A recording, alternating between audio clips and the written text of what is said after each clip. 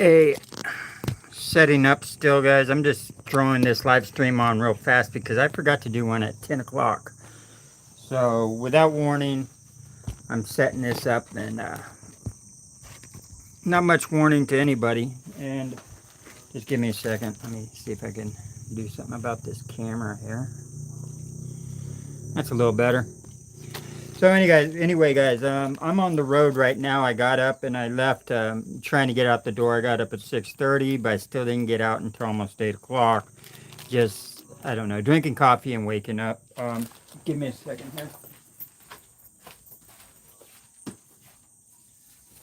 Get some. Uh, Give me a second, guys. That way I can get something to snack on while I'm chatting and have something to drink.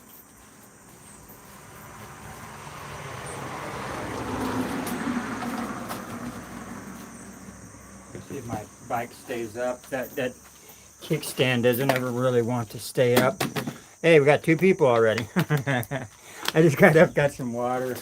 Okay, not to sit on my glasses. Yeah, I forgot to. Who do we have here? Assuming Lee's one of them. Like I said, I forgot to do a live stream at 10. What it was I was going to head out the door, which was like about, I think it was close to 8 o'clock when I left. And then I was going to just pull off to the side of the road and do a live stream. But, I didn't. Hey, AZ, how you doing?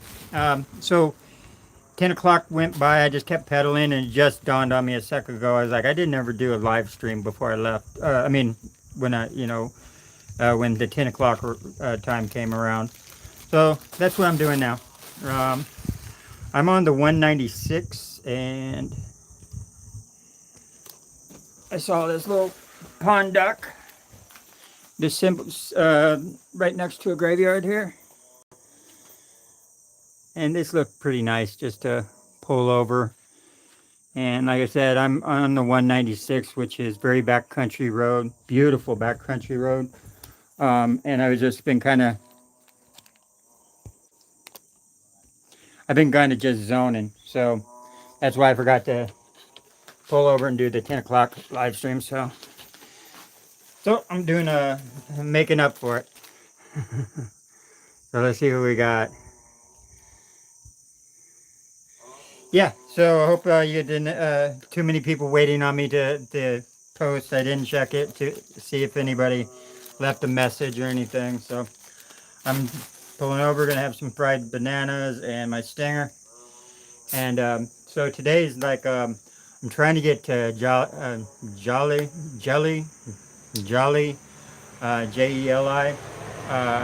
From my hotel, it was 89 kilometers, but that was like the more direct route. I'm taking the 196, which I think adds a few kilometers, but it's the nicer route. At least that's what I was able to pick up by doing road view. I pulled up road view and I checked out this road. And I'm like, oh, that's a really nice road. And then I checked the elevation setting on Google Maps, like terrain and stuff. And this route kind of goes through the mountain, not like through the mountains, but through the flatter areas and not up and over any great like mountains or anything. So I was like, it's a good one. I'll take this one. So that's where I'm at right now. Eventually, this will meet up with the 4 and all that stuff, and I'll be getting over towards Georgetown. I'm probably not going to go to Georgetown. I'm just going to but I'm aiming for that direction, just because Georgetown's the easiest on the brain to remember. But anyway, yeah, guys, this is a pretty nice day. I got 89 kilometers that I have to do, and that's a pretty good push because if you think about, you're doing about 15 kilometers an hour, but you're not doing a whole hour straight. So you're pulling over, you're having water, you're taking a breather, so that 15 kilometers an hour drops down to like 10 kilometers an hour, and then if you stop and have something to eat or anything like that, that just adds more time on. Well, good afternoon, everyone. Um,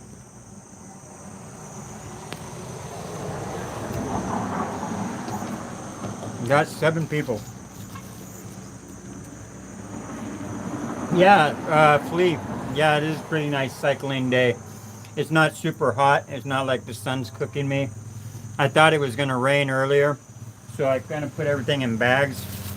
Because there's nothing worse than a rain hitting you. You have to pull over, put everything in bags, and by the time you get everything in bags, it's already pretty well soaked and the rain's already stopped. So, but I'm actually going through some very nice country. And this was, but it's like just kind of focused on now, so putting down some kilometers and getting there as fast as possible. Because sometimes you start looking at so many beautiful things, you're like, oh, let me record this, so let me record this, and what you do is that stop, because each time you want to record something, you stop, and you have to go through a whole 5-minute process. Especially if you want to wear a mic and all this, and then then you're only cruising about, you're only cruising about at most 50 feet, you know what I'm saying? Then you're pulling back over, putting it back in your pocket and all this, and so it's like that stop and go, stop and go, stop and go, just get the footage, ends up slowing you way down. And not just that, you end up getting way too much. So like at the end of the day, when you download all the files from the camera onto your phone, it's like 30 gigs, and you're like, oh no, because remember, like every 1 gig is 2 minutes. So if it's 30 gigs, that means you already got an hour worth of editing that you need to get through and all this stuff. And so the sweet spot is between 15 and 20 gigs. And that makes for about a half an hour, 40 minutes, 45-minute showing, and that's not bad. Then you can get the editing done fairly quick. Well, depends on how picky you get. But yeah, I'm still shooting for Jolly, like you said, Flea. That looked like the right distance. There's only one OYO down there that's actually halfway affordable. I would have to break my rule about going over the $10 limit, because OYOs are notorious for hitting you with everything that they think they can sneak in. So like the one I was at the other day, it was like, it's $10 and a $30 ringgit tax, but then they make you pay another different tax, like a cleaning fee and whatever else they think they can actually get away with. And so I don't even argue anymore. I just, yeah, okay, how much do I owe you? And they're like, oh, you need to pay 7 more ringgit. I'm like, okay. So anyway, okay, it says, yes, you should go to the LTDL video tonight and skim through the east-west highway route. They were riding from Garrick to Jilly. Hope you don't encounter road closures today as they pass through. Okay, the LTDL video, that's the people that are riding, cycling. Is that, that's assuming that's what you mean. The ones that you posted over in Telegram. Yeah, well, yeah, Flea, yeah, that was one of my early commitments, was to avoid the OYO because of the business practices that they have. And I talked to one of the locals here, at one of the hostels I was at, and he mentioned the same thing. He's like, all the OYOs is a corporation that came in and linked up with all the hotels that had basically questionable business practices and stuff,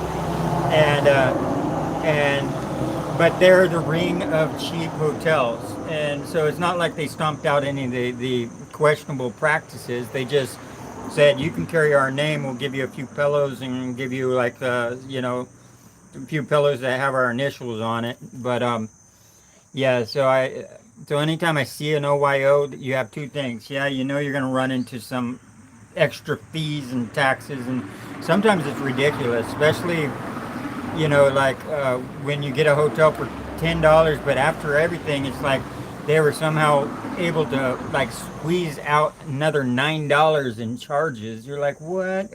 Where did all this come from? last Kota Baru, actually, one of them hit me with a, oh, this is a city tax. So it was like an extra 2 ringgit city tax, which I don't think the other one actually charged me a city tax. But as far as I know, there's also a historic tax. So if your city's a historic city, you can get hit with a historic tax. You can get, it's just crazy. There's a lot of different taxes you can get hit with. And yeah, it's not fun, but it's like, what can you do? You know, so I don't even argue with it anymore. I just pay whatever they say usually. I just prefer places that are up front because I've gone into spots where it was just the 10 ringgit tourist tax and that's it. And I appreciate those companies that do that. And it seemed like it'd be a lot less hassle, you know. And if I find someone that's like that, I'll stay longer, you know, because when they're, you know, it's just I appreciate ethical business practices like that. So I have no problem staying a lot longer at a spot. And some spots even say, hey, if you just book like with us, you know, we could probably get around the 10 ringgit tax. I've only had one or two that actually did that. One in JB did, you know, he was just like, this is the price without the tax if you just, you know, and it's beneficial to him because you're not going through, they're not paying the 27% or whatever that booking.com, you know, so, you know, charges and everything. You should comment on the Agoda reviews since you will be a verified user. Yeah, um, that's something. So doing that's the reviews are here in Malaysia are not trustworthy. They definitely are not trustworthy. Um, so that's the problem with it. So you have to do a comparison between Agoda's booking, and then the more trustworthy one is usually Google. But they can all be hacked, meaning basically they you know, like a hobo trick is to go into a spot that you want to sleep for a night and say, hey, if you give me a room for free to sleep in, you just tell me 3 platforms and I'll put in a good review on 3 platforms for you. So like I'll put you in for Google booking and I don't know, Expedia or whatever you want, right? You do want to have all the platforms as, you know, apps on your phone so you can easily do it. But I know people that actually go around and get free accommodations that way, and they've been doing it for a long time. But now some of the hotels, when they start getting a bad reviews, they'll actually offer that to people. Hey, if you give me a good reviews, I'll let you stay for free and stuff, and or I'll give you a discount or anything like this. And a lot of them are offering discounts and stuff like that. Like the restaurant I was at last, one of the restaurants that was attached to the place I was staying, it says, you know, with a good review, you'll get an extra 5 ringgit off, right? I'm like, well, you know, you should offer more than 5 ringgit off. Hey, Matt, how you doing, brother? Yeah, Matt, sorry I didn't do much of a heads up about a live stream. I forgot about the 10 o'clock, Matt. So I pulled over to have an energy drink and some fried bananas, and I was like, why not just do a quick live stream? It doesn't have to be long, but the way I usually end up talking, I can easily do a half an hour without even getting short-winded. But anyway, Matt, I'm here on the 196. I'm probably about close to 50 kilometers from my starting point. And I've probably got about 30 more kilometers, 40 more kilometers to go. If I'm planning on getting to Jali tonight. There's only one OYO that I could find that was affordable, meaning it was listed, I think, at around the $15 range, so that after everything it'll probably be 20 bucks, you know, after all the taxes and stuff I'll have to pay. So if I want to do that, but the thing is all my battery banks are charged up, and I checked the weather, and weather doesn't look bad, so you know, if I can just find a good camping spot, that would make a lot more sense, and I'd probably have a better night's sleep. You know, so I don't really need to do. I think I can get all the way to the west. Like, yeah, no, there's no problem. I can get to the west side, no problem. Just camping. So I don't, as long as the weather holds up. Um, and even if it doesn't hold up, as long as I can get up my hex fly before it hits me, the worst part's just getting hit. But that's probably what I'll do. Yeah, I'm heading west. Okay, so um, yeah, a few years ago, my hotel in Hanoi tried to persuade me to give them a 5 star on TripAdvisor review. Do they offer you anything, Flea? Because usually they'll offer something. It depends on how cheap they are. Make sure you get like a full 3 nights stay. You know what I'm saying? If they want to manipulate the system, like, but it's common practice now. Um, that's why I never trust the ones that just have one word like good. You know, would recommend. You know, or something like that. Don't don't trust those because usually one words means they're usually getting paid. If someone actually spends the time to do a real good review, then it probably means that they mean it. And I've done good reviews though because on the places I stay, sometimes you just run into a really nice spot, and it's usually because of the vibe. You know, it's like it's in a great location, and they're going like they're. It's always the cheapest place, right? I mean, I choose the cheapest place. There's hardly ever that I take the next step up, unless the cheapest place says bed bugs, then I'll take the next step up. But it's almost always the cheapest spot. And there's some of them that I run into. It's just they offer so much for such a small amount of money, and just awesome. Like I've walked into spots that I was like, man, this should be like a 5 star hotel, you know. And it's like in Vietnam, you get a lot for $8. You know, I had one of my beautiful like hotel just right on the beach. You know, just like you look at the Vietnam videos, and that was funny because there were so many of them. You didn't even have to camp.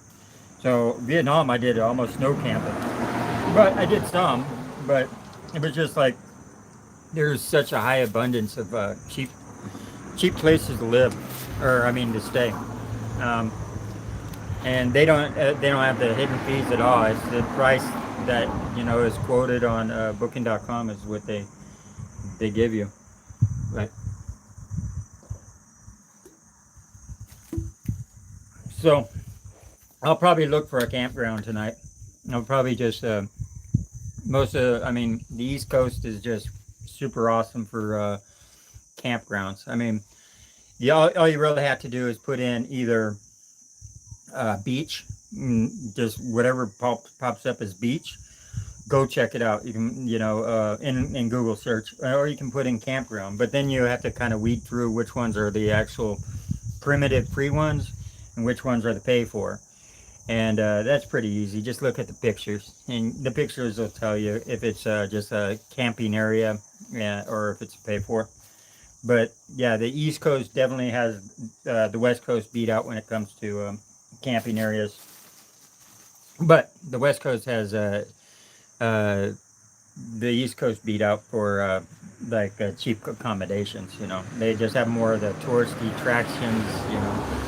Um, and it's kind of funny because if you like city centers, that doesn't always mean that's where it's happening in a town. I had to learn that the hard way. It's just because someone says, "Oh, this is in city center," there might be nothing in going on in this city center, and the busier, nicer, like touristy spots are outside of the city center. And so a good little trick is look where the accumulation of all the cheap hostels are usually at. Like not just one or two floating around on the outside, but where are the main ones? And they're usually set up next to a hotbed area. And I've so and the cheap ones. Because the reason why they're cheap is because they're competing with the pricings of the other ones. So, you know, that's where you get the $5 ones because it's like, oh man, he's $8, so I can no longer be 10, so I'll go 7. And he's like, okay, well then I'll go 6, and eventually you're all fighting at the $5 level. So anyway, it's 20 minutes. What do you guys want to talk about? Sorry, let me.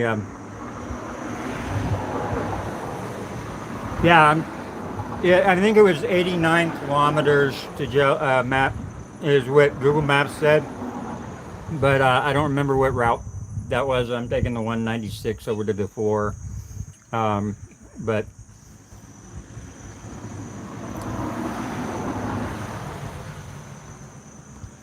I think this will probably be 2 more days, Flea, and Matt. It looks like I'll probably, if I do 90 today, and it's 340, 90 today, yeah, we got at least 2, maybe 3 more days. Uh, because if we're working at 345 kilometers, 90 kilometers today, which is a stretch, and yeah, so yeah, I safely say about by the time my all my juice runs out of my battery banks is about the time I'll be hitting the West Coast.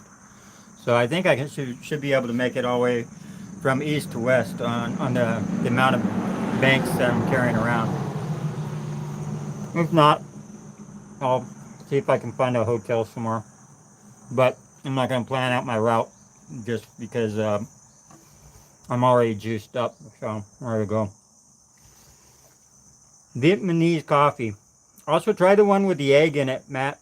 Um, Egg coffee is supposed to be really good. The only time I tried to order it, they didn't have it anymore. But everybody's like, no, egg coffee is really good. And so if you ever get a chance to have egg coffee, try it.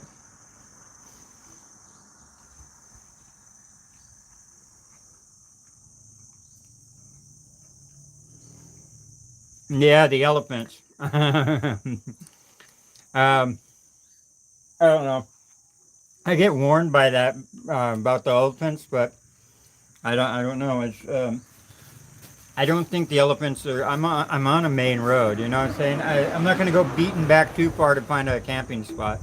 Um, I'll be looking at satellite view and and looking for spots that are clearings. I honestly I'm more worried about snakes than I am elephants. Just because an elephant's big, I can see it from a distance and try and avoid it, unless it comes popping out of the bush on me. But um, and I definitely don't want one coming through camp. Um, but the snakes are more of my concern because so I'm just avoiding the thick overbrush or under. Anyway, the thick bush. I'm avoiding the thick bush ever since I've been in Malaysia. So.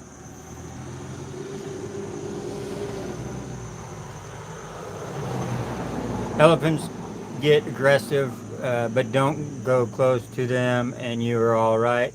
Let them pass. Well, I just want to pet them a little. I just want to pet that dog. Can I pet that dog? No, yeah, I know. I fully understand that elephants are aggressive. Yeah, no, I know that even the ones that have been domesticated in circuses and whatever. Sometimes they even throw their they flip their switch and um, elephants are cool though. I mean, I respect the elephants, but I do know that they know that they're bigger than you, so they're not threatened by a person. Well, I think they get threatened. Just I think they're territorial, and they know that. Think of what all the bad things that we did to the elephants. Killing them and stuff like that for the uh, elephants don't have a good relationship with man. Man's always tried to control elephants, and I think they remember that. You know what I'm saying? I'm serious. I think elephants have really good memories, and they're like, no, we've heard from our parents what you guys do, you know. But yeah, I'm not planning on messing with any elephants.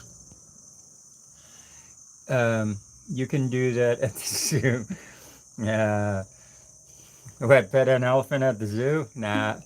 Um, Strawberry zingers. Yeah, a stinger. Yep, that's the one I usually go to. It has the most caffeine, I think.